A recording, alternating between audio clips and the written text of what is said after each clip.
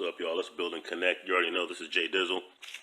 What I want y'all to do, I want y'all to peep this video, and then we're going to build on that. Men of Morehouse, you are surrounded by a community of people who have helped you arrive at this sacred place and on this sacred day. On behalf of the 8 generations of my family who have been in this country, we're going to put a little fuel in your bus. Now, I've got the alumni over there, and this is the challenge to you, alumni. This is my class, 2019.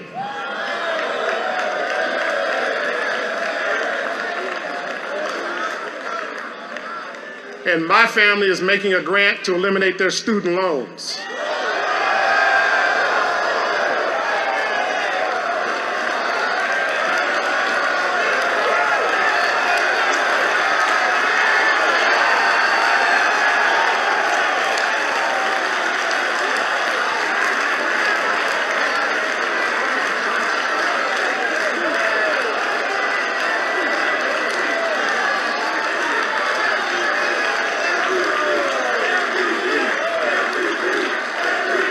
Now, I know my class will make sure they pay this forward.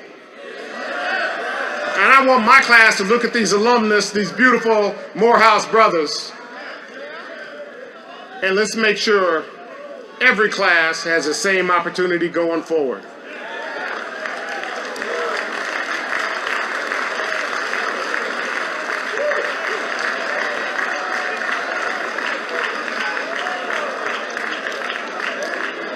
Because we are enough to take care of our own community. We are enough to ensure we have all the opportunities of the American dream. And we will show it to each other through our actions and through our words and through our deeds. So class of 2019, may the sun always shine upon you. May the wind always be at your back. And may God always hold you in the cradle of her hands. Congratulations.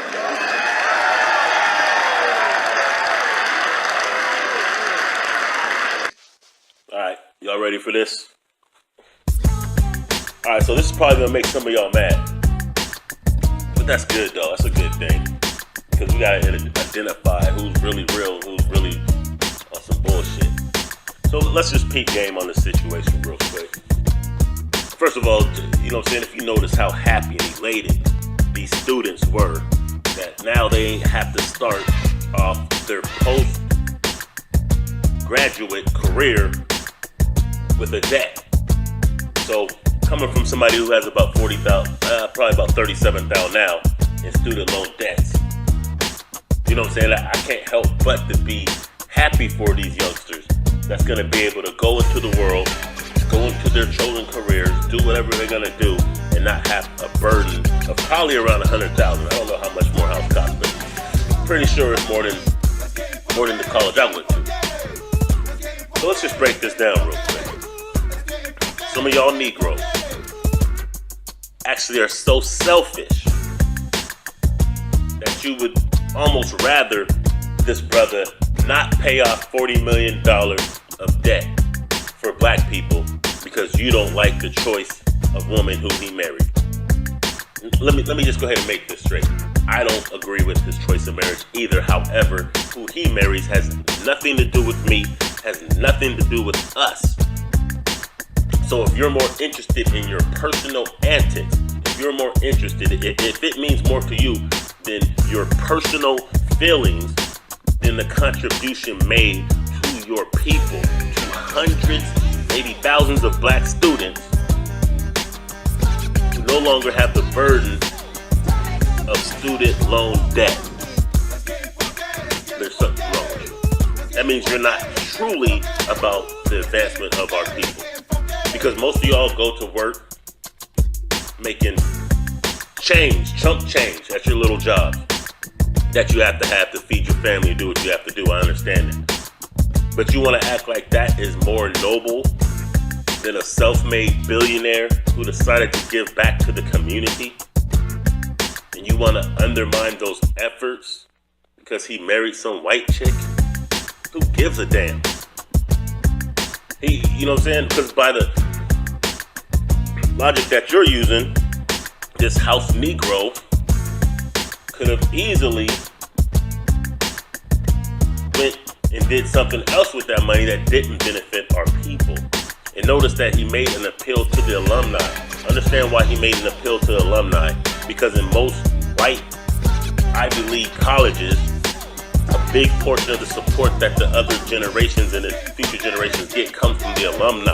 So what he's doing is trying to set a precedence that, for those who have made it successful from these HBCUs, it's your obligation to go back and do something for your college, for those who are graduating classes of the same college that you gained success from. So rather he married a black woman or white woman is of very little significance in this case. Because what he's doing is setting precedents of how we have to collectively work together. And if he's able to do that, even though he's sleeping with a white woman, then what's your excuse? How many of y'all have done anything as simple as a school drive for the neighborhood children in your community?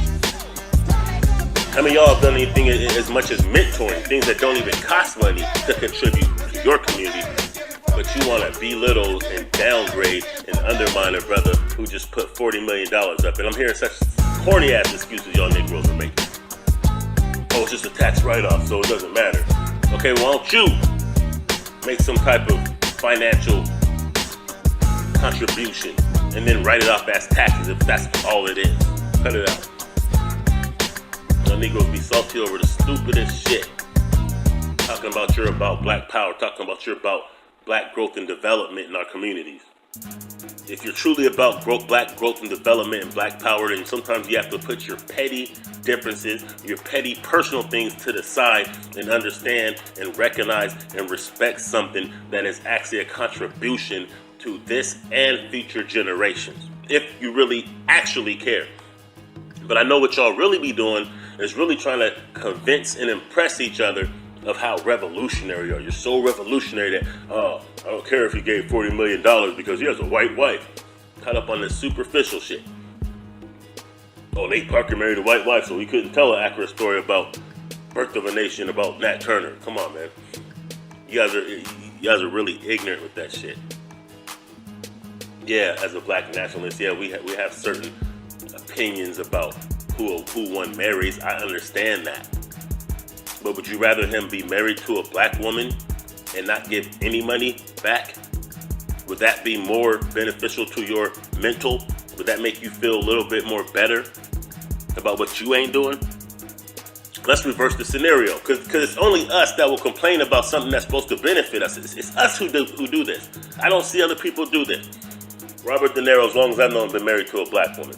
I don't know if they're still married or not, but I do know that at one point Robert De Niro was married to a black woman. Now Robert De Niro is Italian.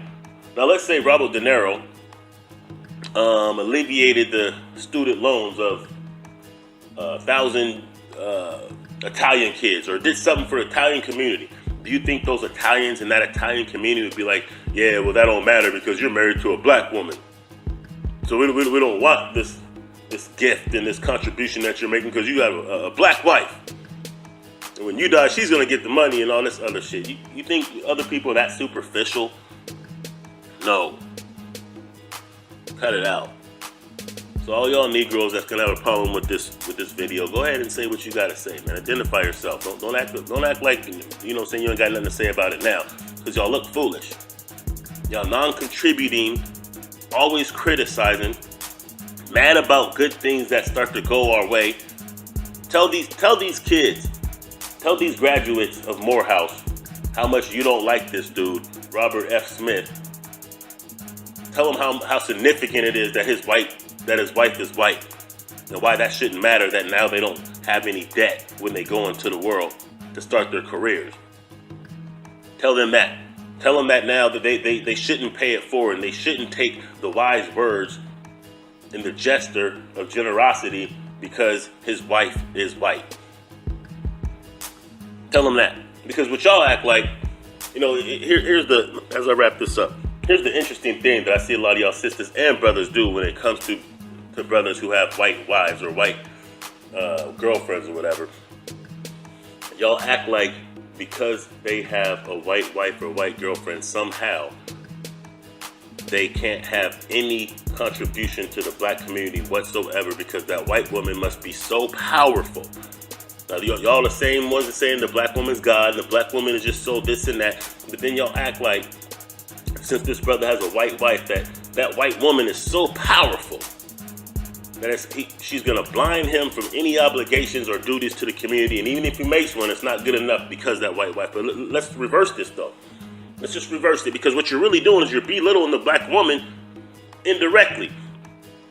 Because I never hear anybody suggest that when a white man has a black wife, that black woman is so powerful that it's going to make him start going towards blackness and doing things for black people.